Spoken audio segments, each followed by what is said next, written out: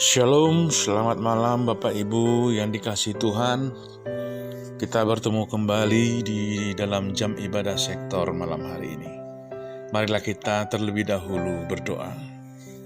Bapa di surga, Bapa di dalam nama Tuhan Yesus Kristus, kami bersyukur Tuhan di dalam kehidupan kami.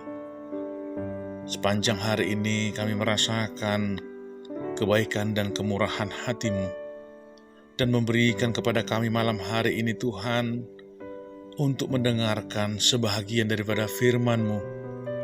Kiranya Roh Kudus Tuhan yang kami butuhkan pada saat ini, Engkau hadir di dalam hati dan pikiran kami, agar kami memahami, mengerti Tuhan apa yang Kau kehendaki dalam kehidupan kami ini. Terima kasih Bapa. Dalam nama Tuhan Yesus Kristus kami berdoa dan mengucap syukur. Amin. Mari kita membuka Alkitab kita masing-masing, Bapak dan Ibu, saudara-saudara yang dikasihi Tuhan.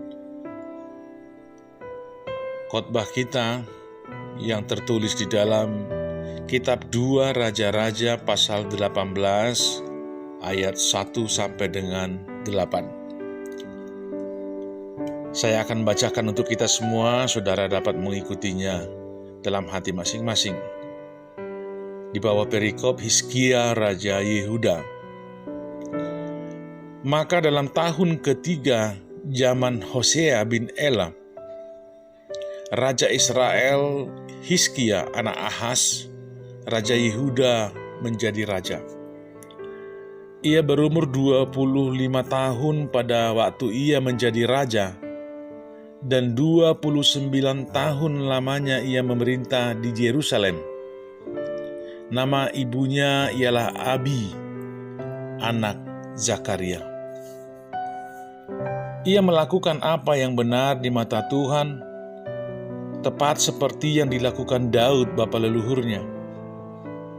Dialah yang menjauhkan bukit-bukit pengorbanan dan yang meremukkan tugu-tugu berhala, dan yang menebang tiang-tiang berhala, dan yang menghancurkan ular tembaga yang dibuat Musa.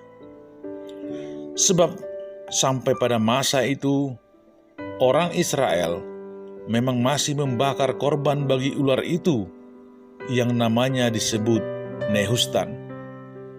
Ia percaya kepada Tuhan Allah Israel, dan di antara semua raja-raja Yehuda, baik yang sesudah dia maupun yang sebelumnya, tidak ada lagi yang seperti dia. Ia berpaut kepada Tuhan, tidak menyimpang daripada mengikuti dia, dan ia berpegang pada perintah-perintah Tuhan yang telah diperintahkannya kepada Musa. Maka Tuhan menyertai dia, kemanapun juga ia pergi berperang, ia beruntung. Ia memberontak kepada Raja Asyur dan tidak lagi takluk kepadanya. Dialah yang mengalahkan orang Filistin sampai ke Gaza dan memusnahkan daerahnya, baik menara-menara penjagaan maupun kota-kota yang berkubu. Demikianlah pembacaan firman Tuhan. Saudara-saudara, tema kita adalah minggu ini adalah Injil yang membaharui. Hizkia muncul pada saat Israel runtuh dan saat bangsa itu berada dalam masa yang paling gelap. Hizkia ini merupakan anugerah Allah kepada bangsa itu untuk menuntun mereka kembali kepada tujuan hidup dan ciri khas mereka, dan untuk menunjukkan bahwa jalan-jalan Allah itu adalah kebaikan dan kebenaran, murni bagi orang-orang yang memelihara perjanjian dan kesaksiannya. Hizkia adalah Raja Yehuda. Ia berumur 25 tahun pada waktu ia menjadi raja, dan 29 tahun lamanya ia memerintah di Yerusalem. Meski terhitung masih muda, Hizkia memiliki hati yang takut akan Tuhan. Artinya, taat melakukan kehendak Tuhan, hidup benar seperti bapa leluhurnya Daud. Ketaatan dan kesungguhan hati Hizkia kepada Tuhan sungguh terlihat jelas. Ia menjauhkan bukit-bukit pengorbanan dan yang meremukkan tugu-tugu berhala, dan yang menebang tiang-tiang berhala, dan yang menghancurkan ular tembaga yang dibuat Musa. Sebab sampai pada masa itu orang Israel masih memang membakar korban bagi ular itu yang namanya tadi disebut Neustan. Sebagaimana setiap pelanggaran dan ketidaktaatan pasti mendapatkan balasan yang setimpal. Ini jelas tertuang di dalam kitab Ibrani pasal 2. Setiap pelanggaran dan ketidaktaatan mendapat balasan yang setimpal. Maka ketaatan dan kesungguhan seseorang kepada Tuhan pasti juga mendapatkan upah atau balasan. Karena ketaatannya, Hizkia senantiasa disertai Tuhan kemanapun ia pergi. Meski begitu, bukan berarti perjalanan hidupnya bebas dari masalah atau pencobaan. Dalam masa pemerintahannya, Hizkia harus menghadapi ujian berat. Suatu ketika datanglah Sanherib, Raja Asyur menyerbu Yehuda. Ia mengepung kota-kota berkubu dan berniat untuk merebutnya. Mengapa Tuhan mengizinkan hal ini terjadi?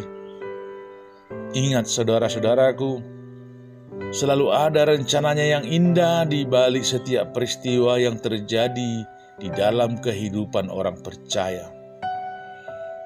Seperti tertulis di dalam kitab Roma ayat 8, pasal 8 ayat 28a, Allah turut bekerja dalam segala sesuatu untuk mendatangkan kebaikan bagi mereka yang mengasihi Dia.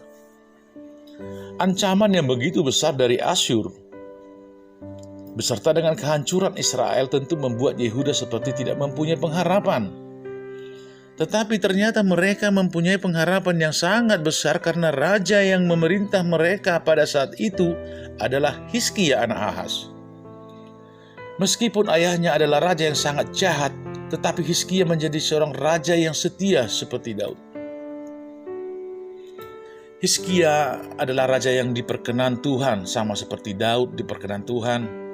Inilah alasan mengapa Yehuda tidak bernasib sama dengan Israel. Tanpa adanya raja seperti Hizkia, tentu Yehuda akan segera dibuang Tuhan sama seperti Israel telah dibuang. Apalagi raja terakhir sebelum Hizkia adalah Raja Ahaz yang sangat jahat dan membuat sakit hati Tuhan. Hizkia sebenarnya tidak terlalu istimewa, hanya memerintah selama 29 tahun. Namun kita bisa mencatat bahwa di antara semua raja-raja Yehuda, baik yang sesudah dia maupun yang sebelumnya, tidak ada lagi yang sama seperti dia. Itu dikatakan saudara tadi di ayat yang kelima. Kelebihan Hizkia adalah hidup benar di hadapan Tuhan dan menghancurkan berhala di Yehuda. Apa yang dilakukan oleh Hizkia tidak pernah sia-sia.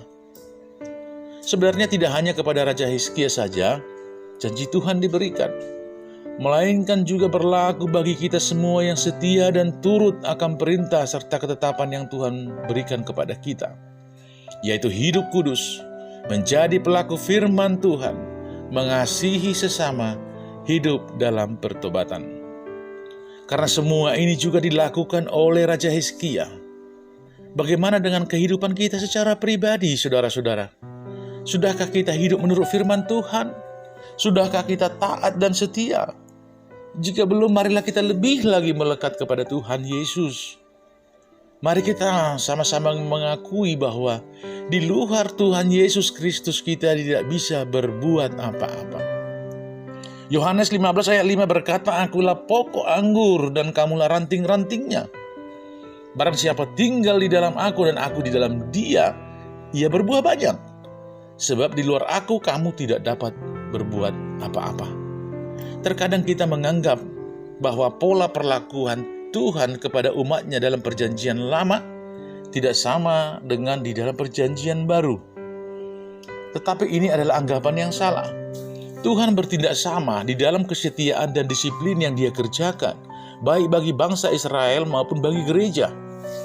Itulah sebabnya hal ini perlu kita renungkan sungguh-sungguh. Apakah kehidupan kita telah mencerminkan kesetiaan kita kepada Tuhan? Jika iya, maka Tuhan akan memberikan pimpinannya dalam situasi apapun. Dia tidak akan membiarkan kita tidak mengalami kemenangan iman di dalam keadaan apapun. Dia mungkin tidak membalikkan keadaan yang seperti yang kita harapkan, tetapi Dia memberikan kita iman, respon kepada Allah, dan cara hidup yang penuh kemenangan di dalam segala situasi dan keadaan. Saudara-saudara yang dikasihi Tuhan Yesus Kristus, malam hari ini kita belajar hidup percaya kepada Tuhan. Kemanapun Tuhan membawa kita, jangan takut atau ragu sedikit pun pada Tuhan, sebab Ia memelihara kita dan Dia adalah Maha Kuasa. Kita senantiasa berpaut pada Tuhan, mengikut Tuhan sampai akhir hidup, berpegang teguh pada perintah-perintah dan melakukan kehendak-Nya. Carilah dahulu kerajaan Allah dan kebenaran-Nya, maka semua itu akan ditambahkan kepadamu. Kita tidak perlu khawatir akan pendidikan, kita tidak perlu khawatir akan kesehatan, keluarga, kekayaan, harta, dan lain-lain. Sebab Tuhan akan memberikan kita lebih dari yang kita butuhkan apabila kita mencarinya terlebih dahulu. Dan hidup di dalamnya artinya mempercayakan seluruh aspek kehidupan kita ke dalam tangan-Nya. Saudara-saudara, hidup berlandaskan kepada Tuhan adalah hidup yang penuh kemenangan. Mari saudara-saudara melakukan apa yang benar menurut Tuhan dan bukan menurut manusia.